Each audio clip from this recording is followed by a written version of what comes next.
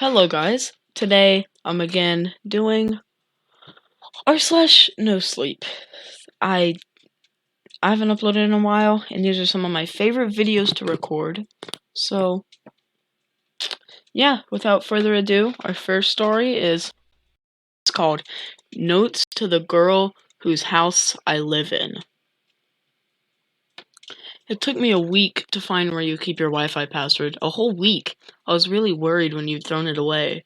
But lo and behold, there it was in the cutlery drawer of all places. Everything about the way you organize things confuses me. I guess because you live on your own now, you think putting things in any old place is okay.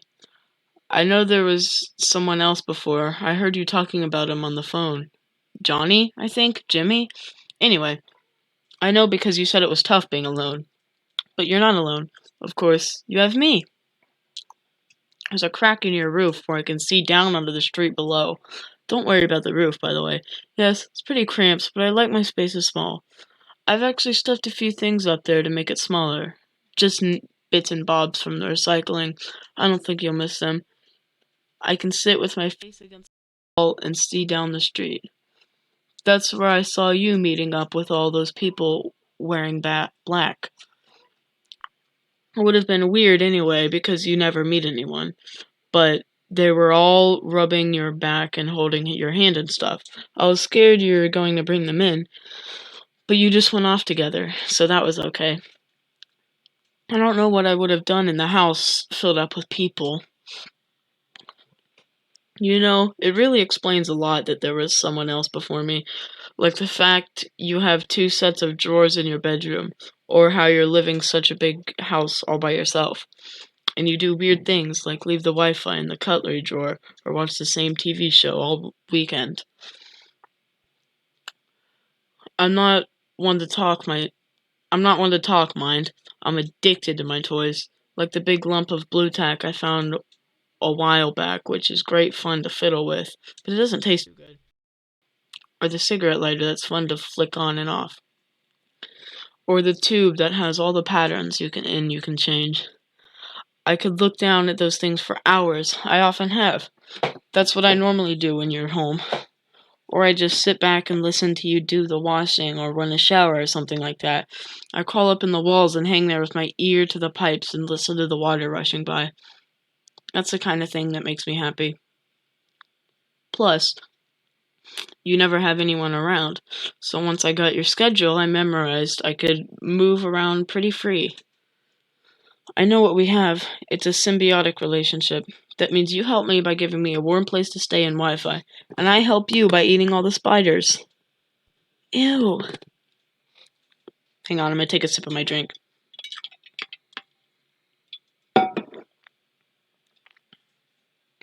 Of course, there's no need to thank me. Oops. There's no need to thank me. I fell asleep under the towels in your airing cupboard once before I found the roof. And I saw you trying to get rid of one that was living under your sink with a broom. I've never seen so much ridiculous fuss in my entire life. But it makes no difference to me how many legs something has. I just eat them up whenever I find one. And any other thing that makes its way into the house without permission. Aside from myself, of course. Since I only pay rent and spiders, I try to keep the things I take to a minimum, but I can't say I feel too bad about stealing your socks. You have so many socks. Why would one girl need so many? I get a lot more out of them than you do anyway. I like to take them apart by the threads and then wrap the threads around my fingers and pull them tight till the tips go purple. I can nibble my own fingertips and do not feel a thing. It's pretty great. Ew. I try not to take too much food either. I found I can usually survive off of things you leave out or throw away. Why don't you eat banana skins? Ugh. Another habit of yours that confuses me a lot. I like to open my mouth all the way and drop them in whole. No chewing. I never needed too much food to get by.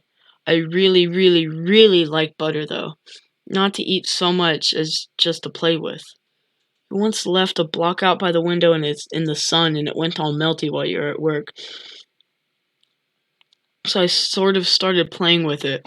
Once I'd stuck my finger in, it was kind of hard to stop. I had it looking like a puddle by the end, but then I realized it was 5 and you'd be home soon, so I had to press it back in the rectangle the best I could. But then I heard you opening the door. Boy, I was so startled. I went into the cupboard under the stairs. You know, the one you never go in as it's full of men's shoes and coats and things. And I watched you come in through the doorway. But then came the weird part. You didn't even know you were there. All you did was make a cup of tea and then give up halfway through and start crying. Then you ordered a Chinese and barely ate any before throwing it away. You see what I mean about your habits? I'm sorry, but it's just weird. Sometimes I'm having a bad night and I like to get under your bed while you're asleep. It's nice because I can hear you breathing and then I can match my breath up with that. I lie there for ages, gasping in and out, and if you get up for the bathroom or anything, I have to go completely still and hold my breath. I don't know why I do it. Guess it's just fun. You're the first person whose company I've ever enjoyed. You cooked dinner the other evening. I noticed you played music, which you never do. And you made something which took almost an hour and a half with about 1,000,000 ingredients. I crept down to the top of the staircase. I could see you bouncing around doing moves with the spoon. It was so funny. I had to cover my mouth to keep from laughing. Then I saw something that really got me scared. You'd laid 2 plates on the table. I thought there was someone else in the house and climbed all the way up to the ceiling thinking they'd see me. As I was hanging there, I saw you serving 2 plates. I couldn't move for the panic. Another person. I just knew I wouldn't like them as much as you. That they'd ruin everything and make me all go crazy like I used to be. I didn't know what to do. I was really ready to hurt them. Really, really hurt them. That's how scared I was. Then you sat down. You lit the candle on the table and started eating by yourself. Nobody else showed up. And after you'd done, you took the other food and threw it away. Even though I was relieved, I felt kind of bad that the other person never showed up. You seemed sad, though. It was like you'd expected it to just be you. After you went to bed, I went to the bin and ate some of the food you threw away. It was delicious. I knew something was wrong the next day because you didn't leave for work. Then you ran a bath in the middle of the afternoon. After you'd been in there for ages, I started to get a horrible bad feeling. I crawled down to the landing. The bathroom door was open a crack, so I peeked through. Oh no. Oh my god. I saw your hand. It was hanging, not in a natural way. And there was this long red line going down it. Then I realized. I ran back upstairs. I'm a coward. I know I'm a coward. I hid under my pile of stuff and started to cry. I thought about running away. I thought about the color a pink bath mat goes when it's covered in blood. I thought about how much I wanted to be somewhere else. But most of all, I thought about you and how little sense you make. What I'm trying to say is that I'm sorry. I lit your roof on fire. It's the only way I could think to get people to come. It worked better than I expected. That recycling stuff sure did burn. I ran down to the cupboard under the stairs and crawled up with my hands over my head until I heard them kick the door down and carry you out. There was a lot of confusion and bad language. They found you. I heard one say you were still breathing, so my favorite place in the whole world is gone now. Most things as well, though I did think they grabbed the pattern tube. The rest is just a big black wig on top of your house. But I'm not scared. You'll get better. When you come back, I'll still be here. I don't think it's nice to be alone. That was interesting. Because when the food happened, like, did she know he was there? Or did she just, like, kill herself because her date didn't show up? Was that the thing? Like, I think that was it. Like, she attempted suicide because her date didn't show up. But that was a very interesting story. I loved that. Okay. This next one's a lot longer. I'm gonna take another sip of my drink.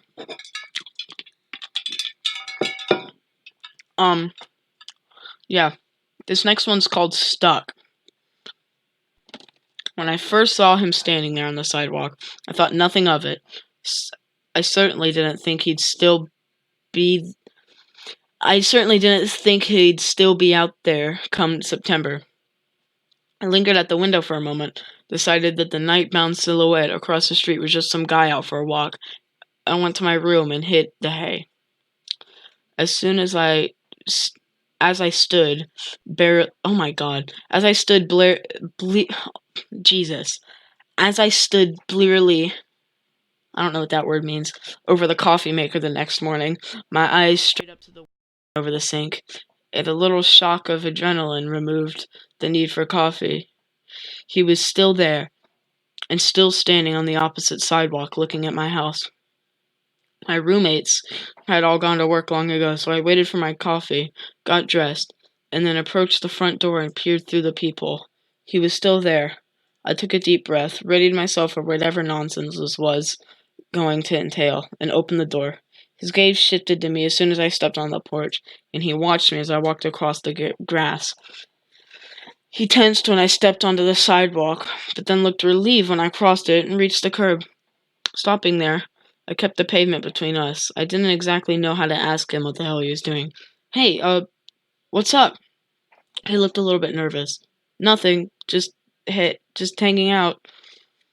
From where I was standing, he didn't appear to be homeless or crazy. He was a man of about 40, dressed in a dark blue robe, and I vaguely recognized him. Don't you live in that house? Pointed up the driveway behind him. He nodded. Yep, that's mine. Just came out to get the newspaper. I glanced down at his hand, where he held an orange bag with the newspaper rolled up inside of it. Well, looks like you got it. I paused. Another orange bag was lying further up the driveway, as if the one he was holding was actually yesterday's. He didn't say anything. I just stood there with a masked, nervous expression. Did I see you out here last night, too? I asked. Yep, that was me. I looked down further and saw that his feet were bare. You weren't out here all night, were you? I expected him to laugh off the idea, but instead he replied, I was. You've been out here all night in bare feet? Panic was oozing out from under his mask of calm politeness in a dozen different ways. Yes. Now I was starting to feel a little more than a little weird. Are you going to stand out here all day, too? I strained to speak, but then seemed to change his reply. I might. It's beautiful weather out. Well, that much was true. It was a warm summer day, bright and beautiful. Well, could you at least not stare at my house, then? He began to give an apologetic shrug, but stopped halfway through the motion and tried to turn. His bare feet never lifted from the sidewalk. The attempted turn was more of a twist from the thighs up. That, too, stopped rather quickly, and then he said, His gaze moved in a circle before he finally looked directly at me. Your house is nice. I like looking at it. By then, I was getting rather annoyed. What's your name? Russ. I don't know why he changed his voice. Russ, nice to meet you. I shook my hand. What? Russ, nice to meet you. I shook my head. Never had to do this before. If you don't stop being weird and staring at our house, I'm gonna call the police. His eyes lit up. Yes, please do that. It was a weird enough reaction that I actually got out my phone. I'd been raised to never involve the police for any reason, but this was abnormal enough that I felt I had to. Hang on.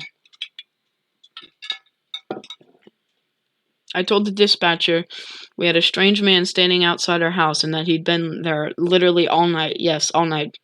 She said 2 officers would be with us shortly. Russ and I didn't talk much while waiting for them.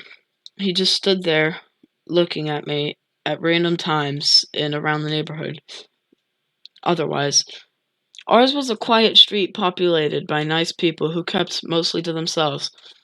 We never even had cause to really meet each other.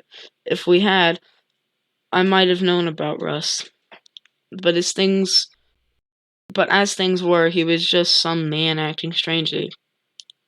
Although his aura of masked nervousness calmed as a squad car turned around the lane and approached us. 2 uniformed officers climbed out and approached us with tired stances. One asked dismissively, What seems to be the issue, gentlemen? Russ looked to me hopefully. I told them, this guy's been standing out here, staring at our house all night long. The second cop rolled his eye, but he didn't. But he did ask Russ. That true, sir? Russ gulped and stated, yes. Both cops straightened at the unexpected answer. The first one asked, seriously? Russ nodded. The second cop looked at us for a moment and then said, well, move it along then. Russ tensed and stood a little taller. No. What? No. As the pair began walking toward him, he added, sir. As one got out handcuffs, the other sneered and said, listen, asshole. But he stopped about 2 feet from Russ when his partner froze as well. Come on, Russ urged them. What are you waiting for? Come on! The two men looked at each other with haunted expressions and began to back away. Wait, his partner froze. Oh, the handcuffs were returned to their belt. No, Russ shouted at them. Do it, you! Oh, I can't say that. I don't even know what that word means. It's do it, you. I'll just say pickles. it's I don't know. Do it, you pickles, you pigs, ugly bastards. Come on, beat me up, teach me a lesson, knock me down. First cop's face was pale. You're fine, sir. You're absolutely right. We're just pigs. Just do what you like as long as you want. You're on your own property, technically, so this is none of our business. The second glanced at me with an apologetic terror. Both jumped in their car and peeled away. Russ screamed incoherently after them, but did not move from his spot on the sidewalk. I called the station for a second time to ask what had happened, but after taking my address, the dispatcher told me to call again and hung up. And hung up. The anger faded out of Russ as he saw me lower the phone. And I stood there awkwardly as the grown man across the street began to outright cry.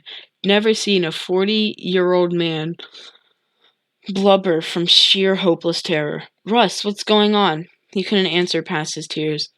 Looking left and right first, I finally stepped onto the street and got near him. I had the strangest notion, but I couldn't articulate it. The words simply wouldn't come to mind. An instinctual awareness was the most I could. I did reach the opposite curb right in front of him, and I was intent on pushing him back off of his spot on the sidewalk, but I changed my mind about 2 feet away from him. It would have been weird to touch a crying. Oh my god! It would have been weird to touch a crying grown man. I stepped back to the street, confused. I tried a second time. At 2 feet away from him, I literally, within arm's reach, changed my mind. He could do what he liked. Who was I to interfere with if he wanted to stand outside on a beautiful day? Each time I got close and then changed my mind, his tears and terror deepened.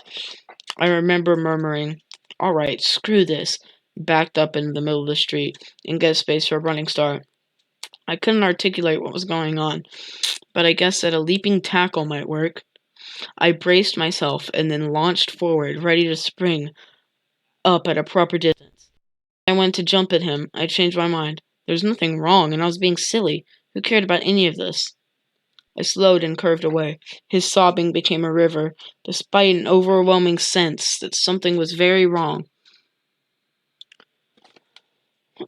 I turned and slowly went back inside. I could still see him through the kitchen window, and I began about the business of my day with a muted horror that I could not acknowledge gnawing at my heart. Each time I looked, I would hope against hope that he had moved, but he was always still there, shaking, crying, and looking around for help. That was June. A pall hung over our neighborhood. A pall? What's a pall? Hung over our neighborhood, where once my roommate and I had held board game parties and had a dozen people over. Now we ate meager meals in silence. Whenever one of us would think to talk about something that happened at work or perhaps an event we were looking forward to, we would get out half a sentence and then be overwhelmed with a sense of hollowness. Who could care? Who could care about a concert or a trip to a water park at a time like this? Who would stop our sentence midway through and glance out the kitchen windows as a group? I mean, we would stop our sentences midway and glance out the kitchen window as a group. Always, always, Russ was standing there. He successfully avoided dangerous sunburns by lifting his robe over his head during the brightest hours, and he had a few nearby trees to shade him at other times. His bare feet took the worst of it, and were red and boiled after a week. During the second week, we gathered daily as a neighborhood. It was impossible not to him standing out there by then, and we and all the various residents of our street wandered out to speak to him until one another about various polite topics with restrained undertones. Terrible weather, a neighbor would say, her eyes fearful. The weather was gorgeous and beautiful. Absolutely terrible weather, none of us would say. Horrifying, in fact. What the heck is happening with the weather? I remember the oldest of us, a woman who had lived through the Great Depression and was normally tough as nails, cried openly and sobbed. Why is the weather doing this? Russ stood through all of this, visibly hopeful and terrified. The old woman screamed at him.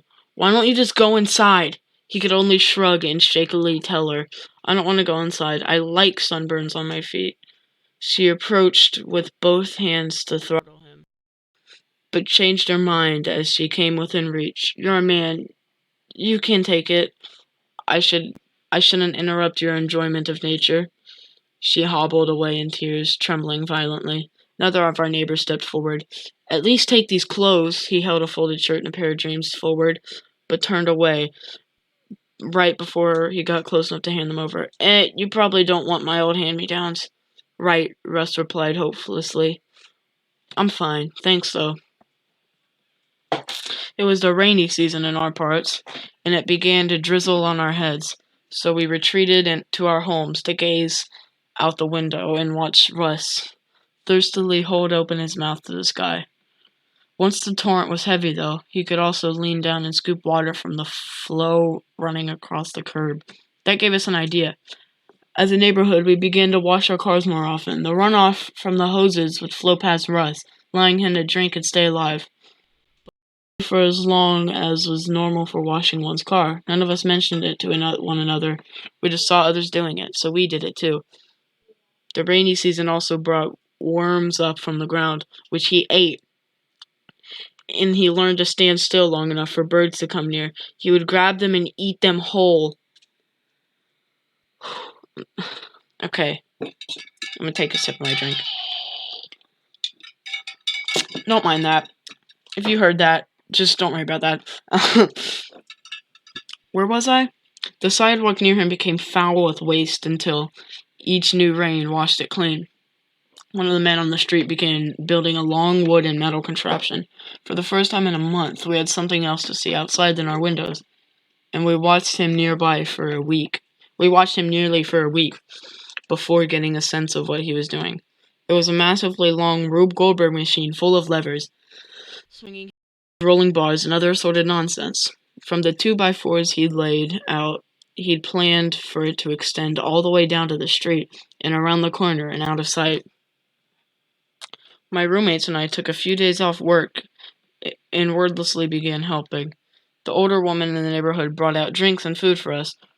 Russ looked on while we ate and drank, but he watched especially and carefully while we worked. I'd never been one for tools, but I muddled through figuring out how to saw and nail things effectively. And the other men in the neighborhood joined us, without a word, when they saw how serious we were. It took 6 days, but we finally finished the contraption on the eve of a big storm. As the skies were growing dark, we gathered around the corner out of sight of Russ, and stared at the button that would activate the machine. If all the levers and hammers and contraptions worked, Russ would be knocked over by a battering ram mechanism at the very end. We stared at the button. A jogger approached, and we stared at her. She slowed and looked worried by the 30-odd people that were watching her. We backed up and glanced at the button repeatedly. "You want me to push this?" she asked, cautious but concerned. "Is this for some sort of prank video?" We looked at each other, and the old woman, who had survived the Great Depression, shrugged and nodded. The jogger moved close and hovered her hand over the button before backing up. "Nah, I'd rather not participate in a prank video." Her expression was fearful and pained. She jogged on as we stood in despair. The storm came and destroyed most of the mechanisms. The man who'd started it took it down in grief-stricken silence over the course of the next week. Russ watched the process with despondent eyes. A moving truck pulled up one morning, and we gathered on the street to watch his wife begin packing things. "Russ lost his job because he stopped showing up," she explained. "And now we can't afford the place anymore." She looked over at him with narrowed eyes and said hatefully, "I don't understand why he's doing this, but I'm not staying with an unemployed loser who would rather stand around all day than do some honest work." "This is honest work," he called over, crying in desperate words. "It's tough standing here without rest. I do get tired, but someone has to do it." We watched her put Russ's son in the passenger seat and then drive off with most of the contents of his house. We looked to Russ. He gulped, wiped his tears away, and gave the flimsiest reasoning I'd heard yet. "It's more important that I stand here than go after my family. I didn't value them anyway." Where was I? He seemed to give up after that, letting the sun sear his flesh day after day, and not even bothering to eat that followed each storm. That was July. The first party our street hadn't seen in months nearly sparked a riot. Our place was one of the two on the street designated as off-campus housing, and the other house kicked off a kegger at about 7 o'clock one night. Outrage and anger flowed with us at the foyer of that house. The college guys therein turned down the music and had their friends hang back a second as the entire neighborhood crowded in. The old woman asked, "What the heck do you think you're doing?" "Having a party," one of the guys responded. "What's the problem? We're not being loud." I was actually the one who spoke next. I remember my righteous answer vividly. "How can you have a party while things are the way they are?" One of the guys who lived there protested. "So what? We're supposed to just stop everything, not live our lives because the way things are?" The guests looked at us in confusion. The most painful part about that argument was the guys were right. We couldn't just stop our lives because of what was happening on our street. The shouts and yells from each side were more about how we felt than any logical debate, and a fist fight broke out just long enough to knock over the keg and break 2 glasses. We held each other back and retreated as a neighborhood, leaving the college guys to their party. I was bitter, so bitter, and we felt that bitterness together, until another neighbor had a party 2 nights later. A week after that, one of my roommates had our friends over for a board game night. I had to admit that it felt like such a relief to return to normalcy. At the end of the night, I walked the last of our friends out. He had one last joke and a laugh, and then waved after them.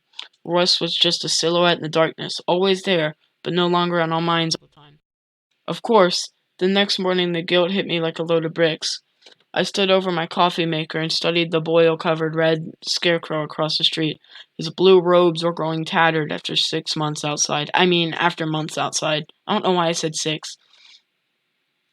And he looked like a burnt corpse. Unfortunately, I had a stressful day ahead. I couldn't afford to process my guilt at that moment. I'm ashamed to admit it. I was the one who did it. I closed the blinds over my kitchen window. It was supposed to have been just for that day, so I could get through the big project in hand. The blinds never came back up after that. As a house, as a group, we stopped looking out the window. Just like washing our cars, just like working on that Rube Goldberg machine, and just like our reaction to the party, my neighbors took that as a cue.